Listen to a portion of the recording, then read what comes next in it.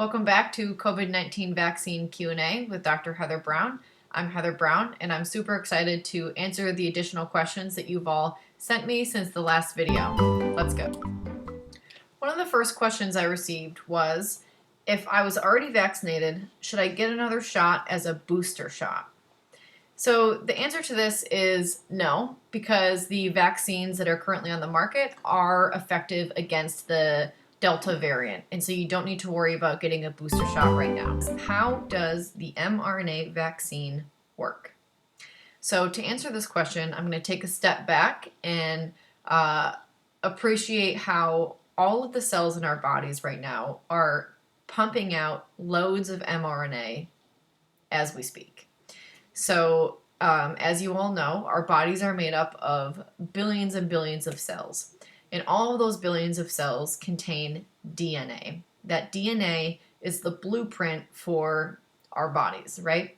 So this DNA inside of all of our cells gets converted into mRNA, also called messenger RNA. And this messenger RNA is basically the instruction to create a protein. And then again, all these different mRNA instructions create all the different proteins that then come together to create our bodies. It's pretty amazing. So the mRNA vaccine has capitalized on this process to use a very small piece of SARS-CoV-2 viral mRNA. Again, this is a very small fragment of it, so it's not any live virus. It can't get you sick in terms of giving you COVID-19. It's just a very small fragment of the viral mRNA. So that viral mRNA, when we get our shot injected into our arm, will start to create the spike protein. And that spike protein is one building block protein that's encoded or that's made in the SARS-CoV-2 virus. So again, the vaccine has a small piece of viral mRNA that then will give us the instruction to create that spike protein, which is a viral protein. And then our immune systems will see this spike protein, see this viral protein, and say, hold up, wait a minute, turn on the immune system. This is a foreign protein that our human bodies normally do not make. This is a threat, let's kill it. So basically, your antibodies will start being generated against the spike protein, and your T cells, which is your long-term immunity, will again be activated, and they will work together as first and second line of defenses to neutralize or to kill the spike protein. And then your body will now remember that anytime it is exposed to that spike protein in the future, it already knows how to kill it. It's important to note that we don't just have vaccine chill in our bodies forever, because after our immune systems notice that spike protein, any remnants of the vaccine will be neutralized or killed and cleared via our immune systems. So we don't walk around with vaccine just circulating in our system forever. It is actually cleared by your body's cleanup crew. Just to reiterate from some of my previous videos, the most common side effects from the COVID-19 vaccines are fever and chills for a couple of days. So if you experience that, don't be alarmed. That is normal. That's your immune system turning on and learning how to fight this potential pathogen. The next question I received was, is the Delta variant more contagious?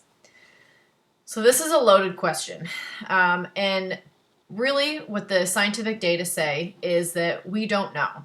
And so the reason for this is because the word contagious can be intransmissible, can be thrown around by news outlets to either try to scare you, or maybe they're trying to simplify things and not really realizing that they're not being clear on their definitions or what the data actually are telling us. So we don't know if it's more contagious.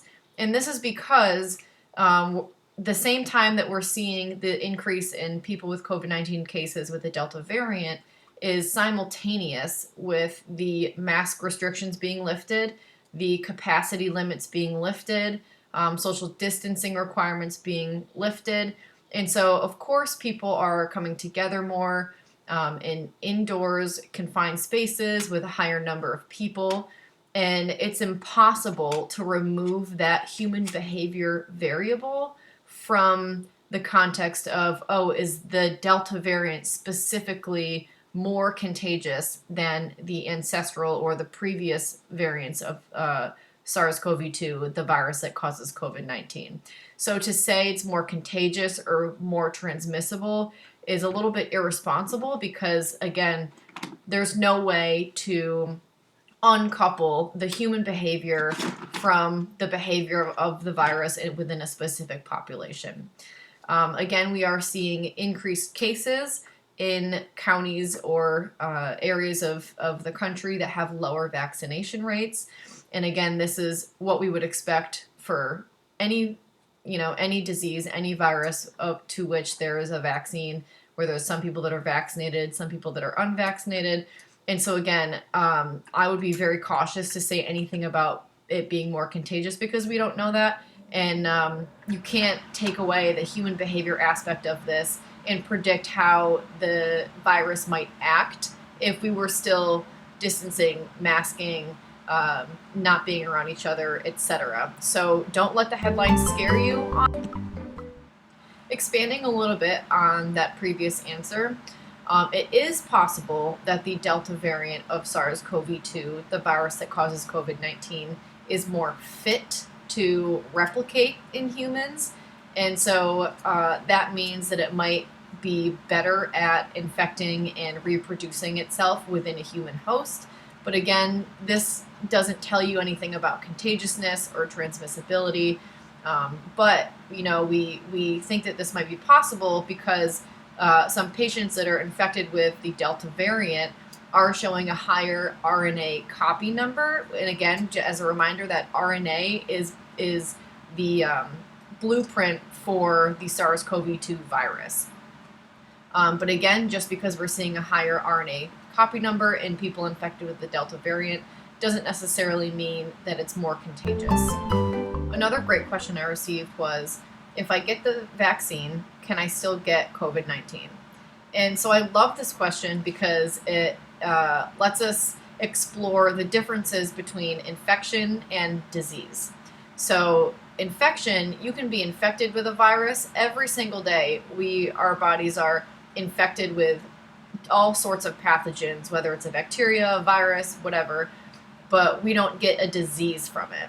So basically our immune system can detect those pathogens and clear whatever pathogen that is without us ever knowing we were infected, without us ever getting any symptoms of a disease or being physically sick. And so these vaccines were created to prevent disease and hospitalization and death. So it is possible that if you do get the vaccine, you can still be infected, but you will have a much less chance of having any symptoms of disease. And then again, your chances of death decrease from about 2 in 100 down to, let's check my numbers here, 1 out of 2.5 million. And so again, this shows further efficacy of the vaccines on the market to protect against all variants of the SARS-CoV-2 virus that causes COVID-19 disease.